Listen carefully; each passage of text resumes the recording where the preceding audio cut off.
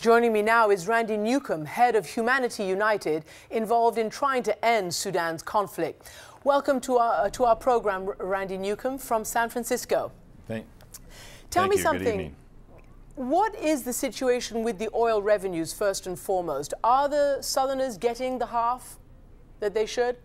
Well, I think there are some questions around how that revenue is being distributed, and we only need to look at a recent Global Witness report in September of this year that points to just some discrepancies there. And how is this affecting, if at all, this dispute over the election, over the referendum, over the whole peace agreement? Well, that's an excellent point. There's this old Dinka saying that the thread that stitches the North and the South together goes through these oil fields. And so these oil fields are a place where much of this conflict exists between the North and the South. How do you think it's going to be resolved? What do you see come the elections in 2010, next year, come the referendum in 2011?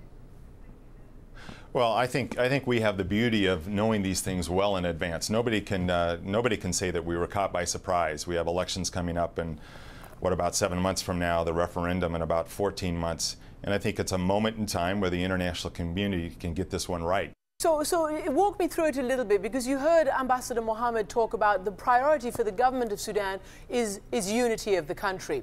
On the other hand, a lot of the people there certainly told our David McKenzie that they would like to secede and like to be independent. How is that going to be resolved, do you think, and which way does your findings show that the people want to go in the South? Well, with all respect to the ambassador, I think you only have to be on the ground in the South a few hours to find out that really the preponderance of opinion is that towards secession, and some of the polling over the last couple of years have pointed to a significant influence towards secession by the South. And is, in your view, the preparations for the elections, is that being done? Well, I have to tell you, Christian, that it is falling far behind. And I think if the North wants to make unity attractive, as the good ambassador pointed out, that there are steps that can be taking place right now, even before the elections begin, to develop the... Well, I think it's beginning to pass legislation that's been held up in the Parliament around freedom of assembly, freedom of the press, freedoms of other political parties to electioneer for these elections in 2010. And what happens if this all goes belly up, if the elections don't happen properly, and if the South decides to secede?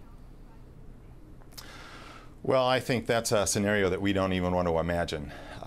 It was a bloody civil war, and I'm fearful of what could happen if the North and the South went back to war. And to tell you the truth, I think it's in the international community's interests to ensure that Sudan remains stable during this transition. So do you support the Obama administration's engagement despite the indictment of President Bashir? No, absolutely. And I think we only need to point to history to determine that there's ways in which the U.S. government can engage with countries that have a sitting head of state that's indicted. We only, need to look at Bosnia. We figured out a way to engage in Bosnia, even though Milosevic had been indicted.